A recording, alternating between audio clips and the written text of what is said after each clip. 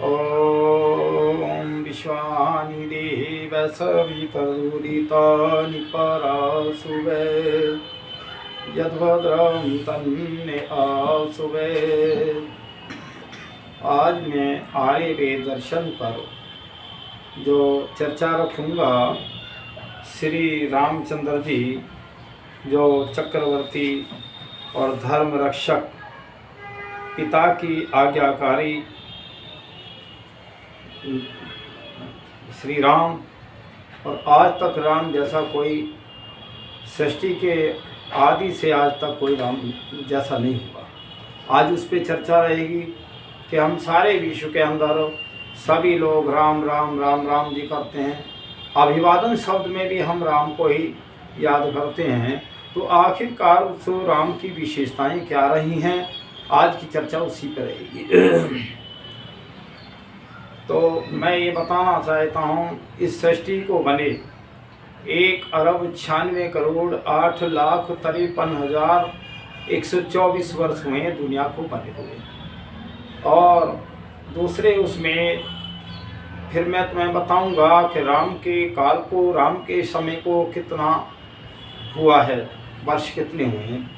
तो यहाँ जो प्रकरण है रामायण काल, इसे देश का दुर्भाग्य ही कहना चाहिए कि भारत का इतिहास मुसलमानों, अंग्रेज़ों द्वारा और लिखा गया और विद्वानों, महाविद्वानों तक विश्वविद्यालयों में नहीं पढ़ाया जाता।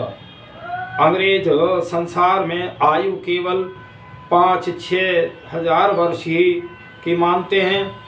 अतः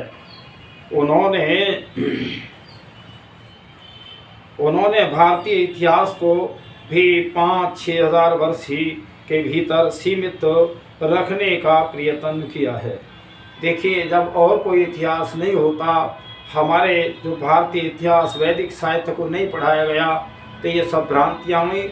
जैसे जैसे जिसने जो बताया वैसा ही मान लिया। जब बच्चा भाई जन्म लेके या विद्यालय में जाता है, वो तो संसार में नया होता है, जैसा उसे कोई पढ़ाएगा, जैसा बताएगा वैसे ही समझ लेगा। यही जो है हमारी गुलामी का वो हुआ। तो ये अपनी कपोल कल्पनाओं के आधार पर और पश्चात लेखकों ने वेदों का समय ईसा के 1500 वर्ष पूर्व और महाभारत का समय ईसा से 500-600 वर्ष और रामायण का और समय ईसा के 300-400 वर्ष पूर्व निर्धारित किया। यह काल गणना सर्वथा असत्य और पक्षपातपूर्ण है। भारतीय विद्वान श्री रामचंद्र का जन्म त्रेता के अंत में और मानते हैं। इस प्रकार वे लोग श्री राम का समय और रामायण का रचना काल 9 लाख वर्ष भी बताते हैं। हमारा विचार इस धारणा से भी मेल नहीं खाता। तो वायु प्राण में ये आया है, त्रेता युगे चतुर्विशे रावण तपस्यात और रामम दशाश्रय प्राप्य समन और 6 क्षमीय ज्ञान। ये वायु प्राण का श्लोक है कि इसमें 70-48 पर वायु प्राण अर्थात आचार के पतित होने के कारण रावण और 24वीं त्रेता युग में और दशरथ नंदन श्री राम के साथ युद्ध करके बंधु बांधवों सहित मारा गया। तो ये व्यवस्थ पुराण कह रहा है कि जो राम की मृत्यु यानी रावण की मृत्यु हुई तो उसका भी समय है। इस श्लोक में श्री राम का काल 24वां त्रेता युग व्यवस्थ मनवंतर बताया गया है। आज तक का गणित यह है, 24वीं त्रेता से 28वीं त्रेता तक 4 युग बीते। तो जिनका समय हुआ कि 8,64,000 और कलयुग के 5070 वर्ष दिए हैं इसमें। तो ये कुल मिलाकर के और जो पिछले और मनवंतरों का सारा मिलाकर के, तो यहाँ इसमें ये 1,81,49,70 वर्ष बनते हैं। तो इसमें जो आया है ना 4,20,000, जो चारों युगों को 4 से हम गुणा करें तो इस तरह ये सारा गणित का हिसाब इतना आता है। फिर कुल योग इतना हुआ। एक इस प्रकार श्री राम का काल 1,81,00,000 और 49,070 वर्ष होता है। अभी ये थोड़ा सा 10-20 वर्ष का अंतर हो सकता है क्योंकि किताबें पहली होती हैं, तो इसलिए थोड़ा अंतर इतना ही होगा। रामायण और श्री राम का समकालीन इतिहास है। रामायण में जो राम का इतिहास रहा है, जीवन काल रहा है, वो सारा है।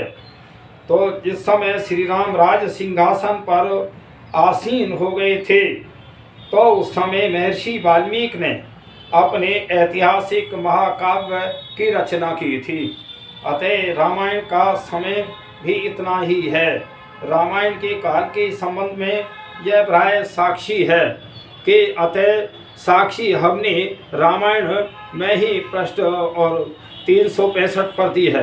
तो देखिए, ये लोग कहते हैं ना कभी रामायण जो है राम के होने से या पहले बन गई, तो ये सारी भ्रांतियाँ हैं। लोगों ने इतिहासों को खराब किया है। फिर आता है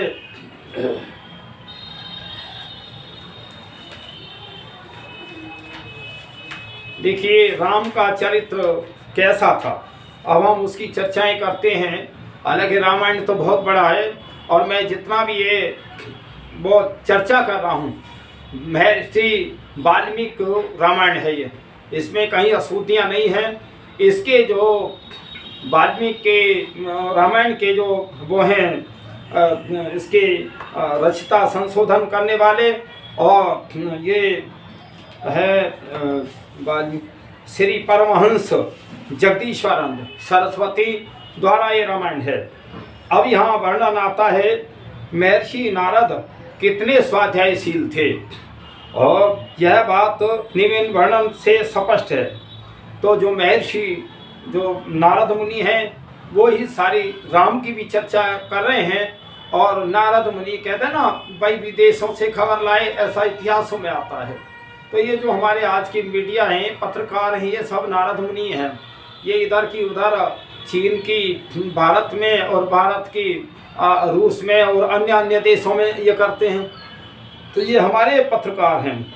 तो महर्षि कहते हैं, महर्षि नारद कितने पढ़े लिखे थे। यहाँ आता है नारद ने कहा, मैं ऋग्वेद, यजुर्वेद, सामवेद, अथर्ववेद चारों वेदों को जानता हूँ, और इनके अतिरिक्त इतिहास, पुराण, ब्राह्मण, वेदों का वेद और वेदों का वेद, व्याकरण तथा निरुक्त और पिंचय वायु विज्ञान और राशि गणित विद्या, देव और प्रति विज्ञान, प्रकृति विज्ञान, निधि और भूगर्भ विद्या, वाको वाक्य तर्क शास्त्र, एकायन और ब्रह्म विज्ञान, इंद्रिय विज्ञान, भक्ति शास्त्र और पंचभूत और ज्ञान, और धनुर्वेद और ज्योतिष शास्त्र, और सर्प विज्ञान, देव यज्ञ विज्ञान, और सर्पों को वश में करने वाली गंधर्व विद्या को मैं जानता हूँ।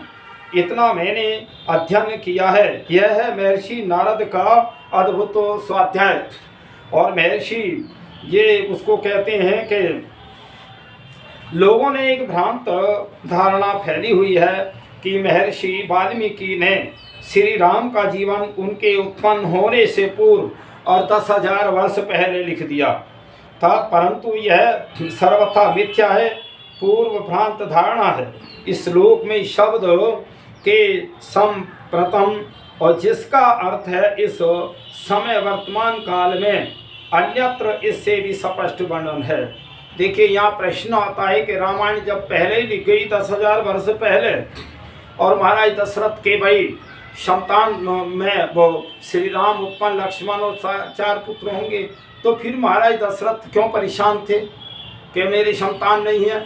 और इधर में भ्रांति ये भी है, जब श्री पहले लिखा हुआ था तो श्री राम को पता लगना चाहिए था कि मेरी सीता का अपहरण कौन करके ले गया या अपहरण होएगा।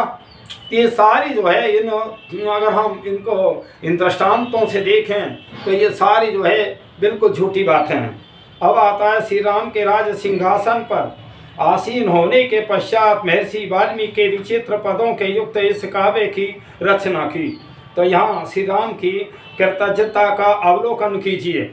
श्री राम अपने प्रति किए गए, देखिए श्री राम को हम क्यों याद करते हैं। मैं तो ये विश्व के अंदर जब से सृष्टि के पहले के तो हम नहीं कह सकते, पहले के ऋषि मुनि तो ऐसे ही थे सब राम जैसे ही, लेकिन राम के पश्चात से कोई ऐसा शासक दुनिया में और इतना धर्म नीति और ज्ञानवान और राज का चलाने वाला चक्रवर्ती शासक राम जैसा कोई नहीं हुआ। तो इसलिए श्री राम अपने प्रति किए गए एक ही उपकार से संतुष्ट हो जाते थे। यदि उनके प्रति सैकड़ों अपकार भी किए जाएं तो वे उनकी और कभी ध्यान नहीं देते थे। अगर किसी ने 10 गलतियां कर दी और एक उपकार किया है तो श्री राम उस उपकार का ध्यान करते थे, उन गलतियों का कभी भी उससे बदला नहीं लेते थे। ये थी हमारी भारतीय वेदों की परंपरा। तो इसलिए फिर श्री राम की प्रतिज्ञा है, तो फिर क्या प्रतिज्ञा किसकी था उस पर न मैंने कभी असत्य भाषण किया है और न कभी मैं करूँगा। इतने दृढ़वर्ती श्री राम थे, कभी झूठ नहीं बोलते थे।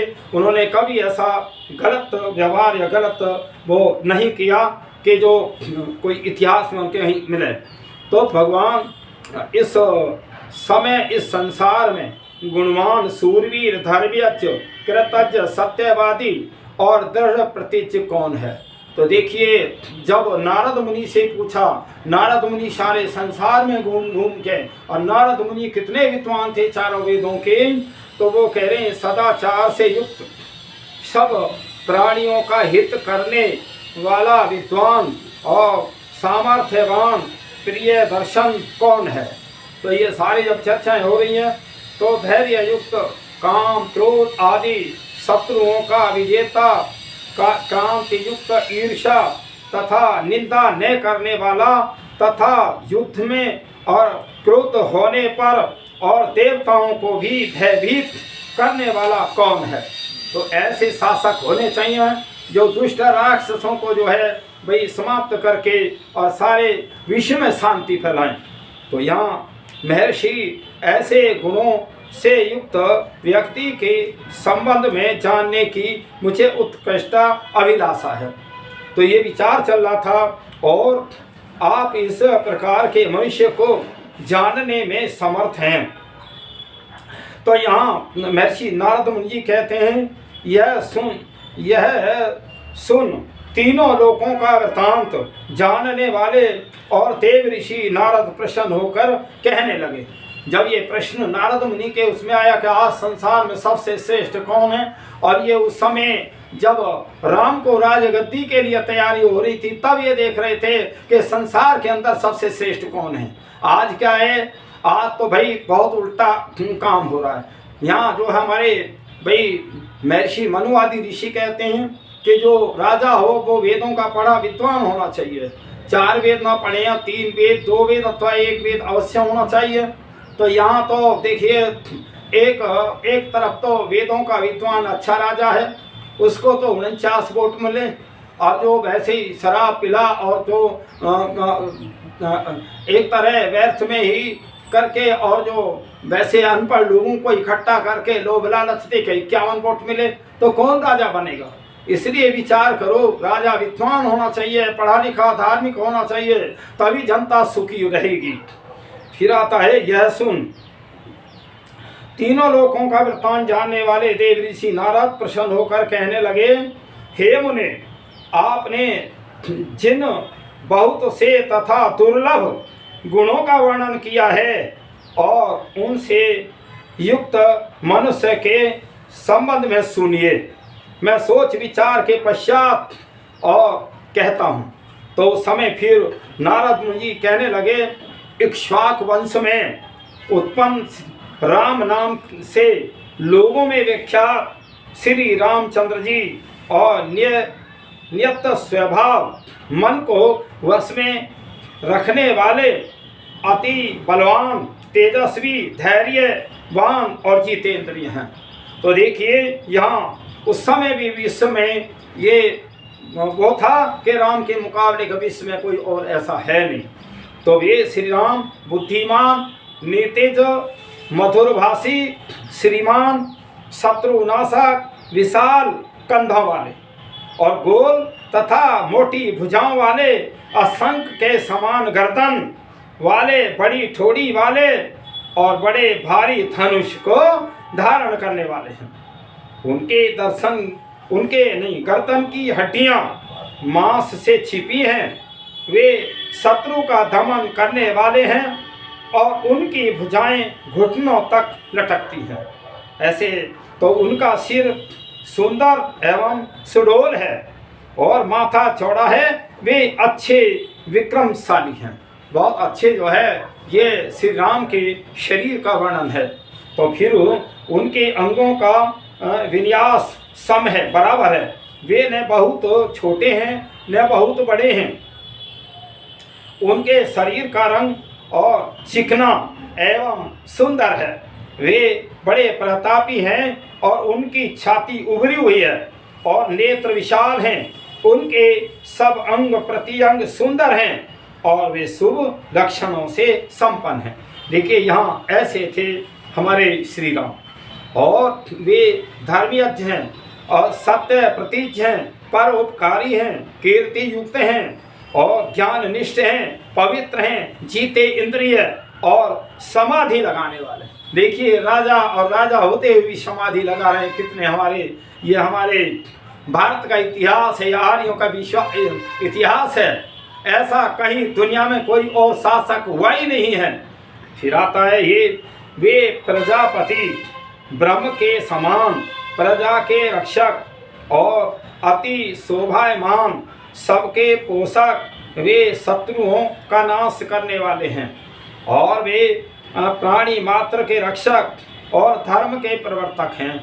वे अपने प्रजा पालन रूप और धर्म के रक्षक, स्वजनों के पालक, वेद और वेदांगों के मर्मज्ञ तथा धनुर्वेद में निशांत हैं और शास्त्र और शस्त्र दोनों में प्रणीत हैं। कितने जो है उनके अंदर भाई योग्यता थी, तभी तो सारे विश्व में उन्होंने शासन किया।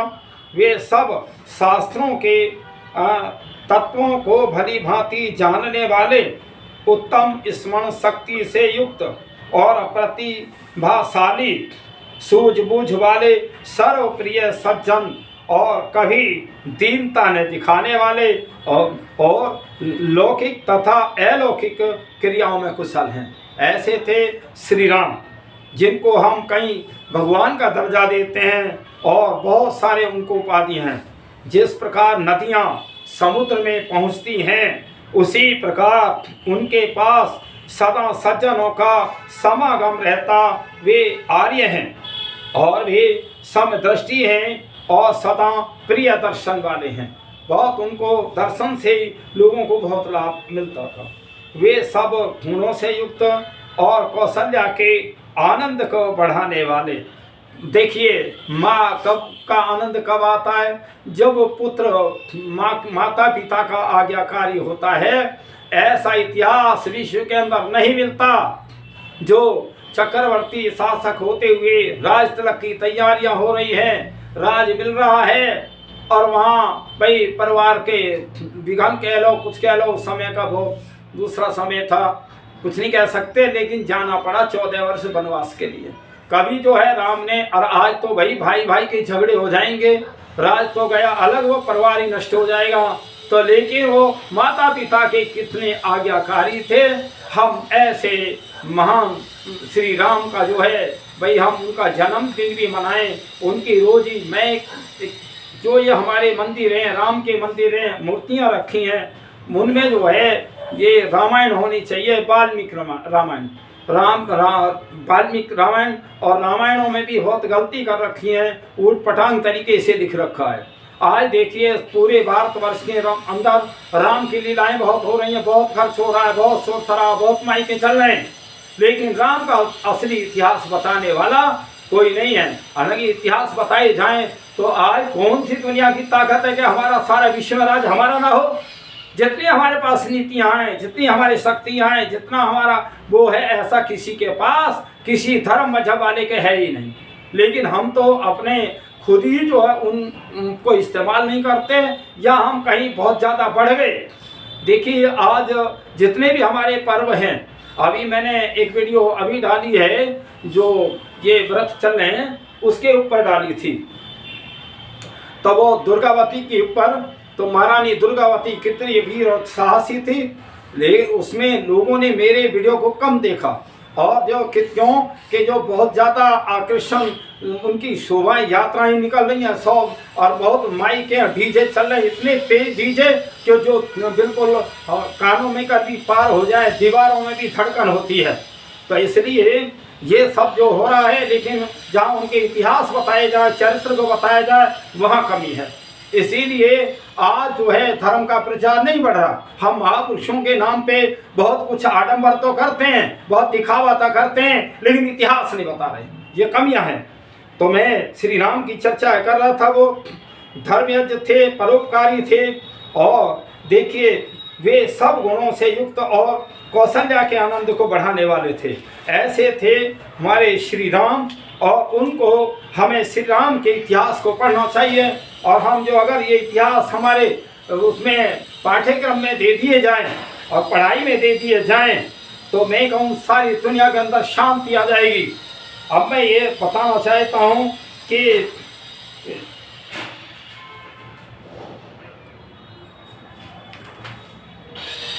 यहाँ कहते हैं, श्री राम कहते हैं सीता जी से कि एक उसमें वन के अंदर कुछ राक्षसों को मार दिया। तो सीता जी कहने लगी, हे नाथ, इन्होंने तुम्हारा क्या बिगाड़ा। तो वहाँ सीता जी एक बात कहते हैं, क्या श्री राम कहते हैं सीता जी से, हे सीते, मैं अपने जीवन का बलिदान कर सकता हूँ, लक्ष्मण और तुझे भी छोड़ सकता हूँ, परंतु अपनी प्रतिज्ञा को, और विशेषकर उस प्रतिज्ञा को जो ब्राह्मणों के समक्ष की हो, मैं कभी नहीं छोड़ सकता।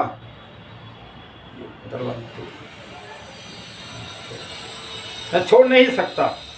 तो ऐसे जो है भाई हमारे श्री राम थे, और फिर श्री राम अवतार नहीं थे।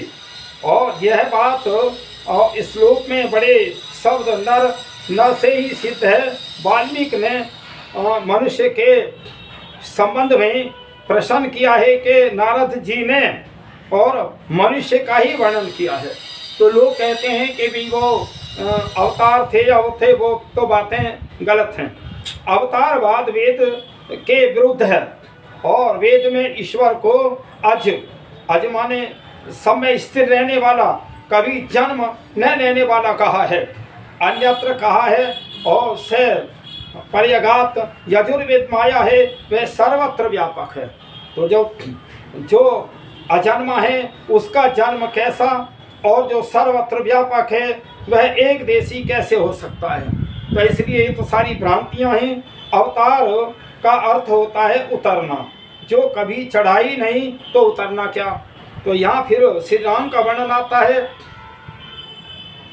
यहाँ श्री राम को आर्य कहा गया है, और आजकल कुछ व्यक्ति आर्य शब्द से चिढ़ते हैं, उन्हें कुछ बुरा सा लगता है, लेकिन नहीं है। आर्य कहते हैं श्रेष्ठ को, उत्तम को, सत्यवादी, न्यायकारी, जज हवन करने वाला और संध्या करने वाला, रोज हवन करने वाले को आर्य कहते हैं। तो बताओ कहाँ गलतियाँ हैं। फिर आता है, तो चारों वेदों में, मनु आदि स्मृतियों में, उपनिषदों में, रामायण महाभारत और 18 पुराणों में सर्वत्र हमारा नाम आर्य ही है। देखिए अनादि काल से जब सृष्टि की रचना परमात्मा ने की, अच्छा वेद का तो यहाँ तक आदेश है। तो देखिए उस समय जब सृष्टि की रचना हुई और मनुष्य जो इस पृथ्वी पे आया, तो उस समय जो वेदों के अंदर आया है, वेद का ज्ञान, जो परमात्मा का ज्ञान ऋषियों की आत्मा में दिया, तो उसमें जो शब्द आया है आर्य शब्द आया है। आर्य और अनार्य, देखिए आज भी अगर दो ही है समुदाय, ऐसा नहीं है, चाहे वो मुसलमान हैं, चाहे ईसाई हैं, चाहे हिंदू हैं, सिख, पारसी, कोई भी हैं, चाहे आर्य हैं, तो दो ही जगह आप बनेंगे, एक अच्छे लोग, एक खराब लोग। तो जो आर्य शब्द है, आर्य लोग जो थे वो श्रेष्ठ थे, सत्यवादी, ईमानदारी, धार्मिक थे। और जो अनार्य हैं, आज भी अनार्य ऐसे शराबी, कबाबी, मांसाहारी, चोर, डकैत, और ये सारे जो अनार्य हैं, चाहे न मूर्ख कह लो, अनार्य कह लो, अनाड़ी कह लो, कुछ भी कह लो, तो ये संसार के लोगों, राम से तुम प्रेरणा लो, तुम राम के वंशज हो, तुम राम की संतान हो, तो उसको अपने महापुरुष से प्रेरणा लो कि हमारे महापुरुष कैसे थे श्री राम। तो यहाँ फिर संबंध में प्रश्न किया है कि नारद जी ने मनुष्य का ही वर्णन किया गया है, अवतारवाद वेद के विरुद्ध है। फिर आता है जो अवतार का अर्थ होता है उतरना, जो चढ़ाई नहीं तो उतरेगा क्या। फिर यहाँ श्री राम को आर्य कहा गया है। और फिर गया है आजकल कुछ व्यक्ति आर्य शब्द से चिढ़ते हैं, तो ये जो है हमारी समझने का अंतर है। बस वस्तुतः हम हैं आर्य ही। चारों वेदों में, मनु आदि स्मृतियों में और उपनिषदों में, रामायण, महाभारत, 18 पुराण आदि में आर्य ही शब्द आया है। अपने आत्मा को दिव्य गुणों से अलंकृत करते हुए, तत्परता के साथ कार्य करते हुए, शत्रुओं को और परे भगाते हुए, संपूर्ण संसार को आर्य बनाते हुए हम सर्वत्र विचरें। तो यहाँ निरुक्तकार लिखता है आर्य का अर्थ है ईश्वर का पुत्र। ईश्वर का पुत्र क्या है? जो ईश्वर की आज्ञा का पालन करे वही तो ईश्वर का पुत्र है। तो यहाँ आर्य शब्द में उदारता, आर्य शब्द की परिभाषा क्या है? कौन आर्य है? आर्य शब्द में उदारता, नम्रता, श्रेष्ठता, सरलता, साहस, पवित्रता, दया, निर्बल, संरक्षण और ज्ञान के लिए उत्सुकता, सामाजिक कर्तव्य पालन आदि सब उत्तम गुणों का समावेश हो जाता है। और मानवीय भाषा में इससे उत्तम और कोई शब्द हो ही नहीं सकता। तो ये सारे जितने भाई अच्छे कर्म सब इसी में आ जाते हैं। अच्छा, देखिए राम काल में छोटे छोटे विमान थे।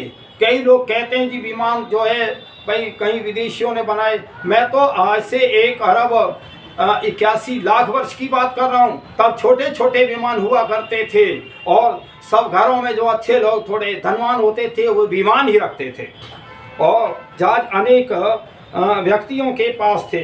नारद जी भी इस जो इधर उधर भ्रमण करते थे और वायुयान का ही प्रयोग करते थे। अन्यत्र भी आकाश मार्ग में गमन करने के उदाहरण आप आएंगे। तो कविवर पंत ने कविता की परिभाषा करते हुए कहा है उपयोगी होगा पहला कवि चाहे आहे से उपजा होगा गान और उमड़ कर आँखों से और चुपचाप वही होगी कविता अनजान। तो यह घटना सारे आगे वाली कथा की सूचक है। रावण ने श्री राम और सीता के जोड़े में से। तो ये देखिए यहाँ महर्षि वाल्मीकि के संबंध में लोगों में एक भ्रांति धारणा फैली हुई है कि जो महर्षि जो वाल्मीकि हैं वो कहते हैं लोग के पहले वो डाकू थे और हिंसक थे या चोर थे। तो ये जो है देखिए ये भ्रांतियाँ गलत हैं। आज जो इस हमारे नगर सूरजपुर में जिला गौतम बुद्ध नगर में मेरे अपने नाम के बहुत लोग मिल जाएंगे, अनेक नामों के हर जगह हर शहर मिल जाएंगे।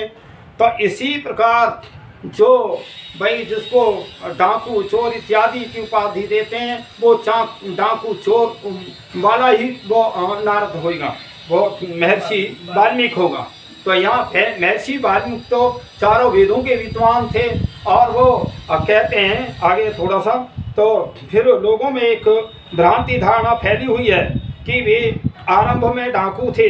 रामायण में तो उनके संबंध में यही घटना उपलब्ध होती है। तो वाल्मीकि जी के संबंध में रामायण को ही प्रामाणिक माना जा सकता है। सीता जी की पवित्रता की साक्षी देते हुए उन्होंने कहा है, हे राम, फिर कह रहे हैं कि राम से कह रहे हैं वो महर्षि वाल्मीकि, हे राम, मैं प्रचेतस मुनि का 10वां पुत्र हूँ। तो वहाँ ऋषि की संतान है ये, और मैंने मन, वचन और कर्म से कभी पाप आचरण नहीं किया। वहाँ जो कहते हैं कि वो हिंसक थे, वो कह रहे हैं मैंने मन से भी कोई गलत कार्य न किया। ऋषि की संतान थी वाल्मीकि ऋषि। इस श्लोक के विद्वान रहते हुए महर्षि वाल्मीकि के संबंध में यह कैसे कहा जा सकता है कि वे शैशव अवस्था में डाकू रहे होंगे? वे वाल्मीकि कोई दूसरे हो सकते हैं, और एक ही नाम के अनेक व्यक्तियों का होना असंभव नहीं है। तो ये देखिए, कई बार क्या है, कई लोग जो तुलसीदास की रामायण को ही ठीक मानते हैं। अरे तुलसीदास तो अब 1500 वर्ष पहले हुए, और जो रामायण जो है करोड़ों वर्ष पहले जो राम का इतिहास जो वर्तमान समय में लिखा गया है, और जिसने रोजाना का इतिहास लिखा है, वो सही है या ये सही है? लोगों ने अपने अपने उतार चढ़ाव करके, और हमारे जो महापुरुषों के जो जीवन हैं उनमें से एक तरह अलग अलग लोगों ने दुकानदारी, अलग अलग मंदिर बना करके लोगों को भ्रमित किया हुआ है ये सारा। तो यहाँ मैत्री स्वामी जी कहते हैं, यह व्यवस्था महाराजा अश्वपति के समय तक निर्बाध गति से चलती रही। उन्होंने घोषणा पूर्वक कहा था राजा अश्वपति ने, और महाराज ये श्री रामचंद्र और महाराज दशरथ जी के समय में ये थी कि मेरे राज्य में कोई चोर नहीं है, और कोई कंजूस नहीं है, कोई अपराधी नहीं है, कोई अग्निहोत्र मत हवन करने वाला नहीं है जो न करता हो, और ना ही कोई मूर्ख नहीं है, कोई व्यभिचारी नहीं है। तो फिर भला व्यभिचारी तो होगी कहाँ से? तो इसलिए ऐसा राज उस समय रहा है, ऐसा इतिहास विश्व में कहीं भी नहीं मिलेगा जो हमारे आर्यों का राज रहा है।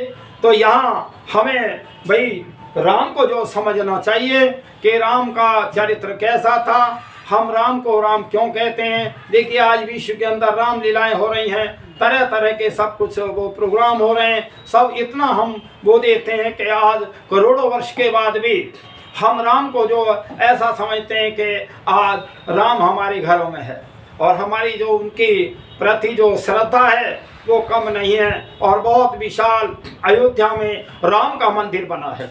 मैं तो ये कहता हूँ मंदिर बहुत अच्छा है, लेकिन मंदिर के में एक तो गुरुकुल होना चाहिए, और गुरुकुल की वैदिक विद्वान होने चाहिए, वेदों के जो 4 वेदों के हों वो उसमें पढ़ाने वाले हों, और वहाँ से सारे जो विद्याएं श्री राम ने सीखी वो सारी विद्याएं सिखानी चाहिए, और वहाँ से अच्छे अच्छे महापुरुष बन के सारे संसार में निकलें। वास्तव में शांति आ जाएगी। तभी हमें राम का जन्मदिन मनाना, रामलीलाएं करनी, राम का वो करना, यही जो है हमें बहुत अच्छा सार्थक रहेगा। और देखिए 8-8, 10-10 दिन राम की लीलाएं होती हैं, कुछ भी तो होता ही नहीं उनमें, और बहुत खर्च करते हैं, और कोई रोना छींकना ही लगा रहता है। वो कहते हैं कि वाका मर गया, वाका मर गया, वो रोने जा रही है, वो रोने जानी है, यही में 10 दिन खत्म कर देते हैं। इसलिए अगर राम के इतिहास को हम सही से बताएं, जैसे विश्व में अंदर रामलीलाएं होती हैं, तो वास्तव में भारतवर्ष जो है, भारत का सारा विश्व को ही हम आर्य बना सकते हैं, अच्छे ईमानदार बना सकते हैं, और अच्छे हमारे शासक भी उस विचार को और उसको समझ करके अपनी राजनीति ठीक कर सकते हैं। मैं तो कहता हूँ हे संसार के शासक हो, तुम ठीक है चाहे किसी मत पंथ में हो, लेकिन आप राम की नीतियों को अवश्य ही जो है उनको, उनके विचारों को धारण करें, उनको अपने राज और नीति में लाएं, तो सारी जनता भी सुखी रहेगी, आप भी सुखी होंगे। और कोई ना ये लड़ाई झगड़े जितने बम एटम बम चल रहे हैं ये बिल्कुल भी नहीं चलेंगे। जब एक शिक्षा में भाई एक ईमानदारी और वो सत्यता पढ़ाई जाएगी, तो फिर क्या जो पड़े ताले भी नहीं लगेंगे। ऐसा ये भारतवर्ष का इतिहास रहा है, ये आर्यों का इतिहास रहा है, पूरे भूगोल पे नहीं भूमंडल पे और आर्यवत राज रहा है, आर्यों का राज रहा है। और ये ऐसा राज महाभारत काल तक रहा है। महाभारत काल तक चक्रवर्ती राज आर्यों के हाथ में रहा है। देखिए श्री राम भाई चक्रवर्ती शासक थे। अब वो जैसे उसको बाली को मार करके और सुग्रीव को राज्याभिषेक किया, उधर में रावण को मरवा करके और उस समय भाई उनके भाई विभीषण को किया राज। तो देखिए जब एक उसमें विचार आता है कि जब राज उसके लड़ाई के लिए प्रोग्राम कर रहे थे लंका पे चढ़ाई के लिए, तो उस समय उनके दल में विभीषण आ जाते हैं। तो विभीषण आते हैं तो दो विचार के लोग थे, कह रहे ये शत्रु का भाई है, इसे अपने उसमें नहीं लेना चाहिए, ये भेद लेने आया। और कुछ ऐसे थे कि भाई जो हमारी शरण में आ गया तो ठीक है। तो वहाँ जब शरण में आ गए, राम ने कहा कि हाँ मेरी शरण में जो आया है वो मेरा है। तो वहीं समुद्र की मिट्टी से तिलक करते हैं। देखिए कितनी बढ़िया नीति हैं भाई। रामायण का इतिहास बहुत बड़ा, मुझे पूरी रामायण बहुत अच्छी तरह याद है। मैं तो पूरे गांव को माइकों पे सुनाया था और कई बार अपने परिवार में भी सुनाया। और लेकिन ये है कि वीडियो में पूरी रामायण नहीं आ सकती, तो इसकी मैं देखता हूँ कि और भी कई वीडियो बनाऊँ, तब तो तुम रामायण को ठीक से समझ नहीं पाओगे। तो समय और भाई फिर उन्होंने कहा हाँ एक बात आती है। तो कहा कि जी ये मेरी शरण में आया है और इसको जो है लंका का राज जो है उसी समय एक तो मन जीत लिया, शत्रु के भाई को अपने कंट्रोल में कर लिया और सारे भेद ले लिया। ये हैं नीतियाँ। और तो तब उस समय कहा कि मेरे शरण में आया है, इसको वो कह जी अगर इस तुम्हारी शरण में तुमने लंका का राज तो इसको विभीषण को दे दिया, अगर तुम्हारी शरण में रावण आ जाए तो प्रश्न किया। तो उस समय कहने लगे राम मैं भरत से कह दूंगा कि तू ये छोड़ दे और रावण राज्य करेगा। कितना बढ़िया हमारी संस्कृति थी। आज हम 100 गज 10 गज जमीन पे भाई भाई के झगड़े कत्लेआम हो रहे हैं। रोज जो खूनी जो वो खूनों से भरे पड़े हैं कत्लों से जो वो क्या नाम अखबार। तो इसलिए विचार करो हम कहाँ राम के वंशज रहे, राम की मर्यादाएं कहाँ रही। घर घर में एक रामायण होनी चाहिए, वाल्मीकि रामायण हो, उसको पढ़े शांति आ जाएगी। तो इसलिए भाई मैं इतना ही कह करके हम हमारे पूर्वज हैं वो आदर्शवान हैं, हम राजा हैं, शासक हैं, धार्मिक हैं, सारे गुण राम में समाहित हैं। हम अवश्य ही राम की रामायण को पढ़ें, राम की बात को मानें। और जितना ये ढोंगी पाखंडी राम के नाम पे और जो है मंदिरों में पढ़े, ये सारे जो अपने पुराने सिस्टम को बदल करके और एक रामायण पे ही चर्चाएं करें और भक्त लोग रामायण को सुने, जो पढ़े लिखे वो पढ़ें, तो मेरे को बहुत ज़्यादा राम राज आ जाएगा। लेकिन हम राम राम करते तो हैं, हम उन गुणों का धारण करते नहीं, हम प्रचार करते नहीं, हम उनके आदर्शों को मानते नहीं, तो हम कैसे राम बन जाएंगे। तो इसलिए मैं कह रहा हूँ अब आजकल जो ये रामनवमी आ रही है, इस समय रामलीलाएं हो रही हैं, उसी में मैंने थोड़ा सा विचार करा। तो देखिए मैं सभी से करबद्ध प्रार्थना करता हूँ भाई तुम राम की संतान हो, इसमें कोई भेदभाव की जरूरत नहीं। अच्छे गुण कहीं से मिले, सबसे अच्छाइयाँ लेनी चाहिए, बुराई छोड़नी चाहिए, यही विश्व शांति का वो है। तो देखिए मेरी वीडियो को सब सुना करें, लाइक किया करें। कई बार लोग प्रश्न डालते हैं, मैं एक बात कहूँ, मैं कभी फोन पे प्रश्न का उत्तर नहीं दूंगा। मेरी वीडियो में अपने स्वयं ही उत्तर होते हैं। 1 बार 2 बार 4 बार 6 बार मेरी वीडियो को सुने, आपके सारे प्रश्न उसी में आ जाएंगे।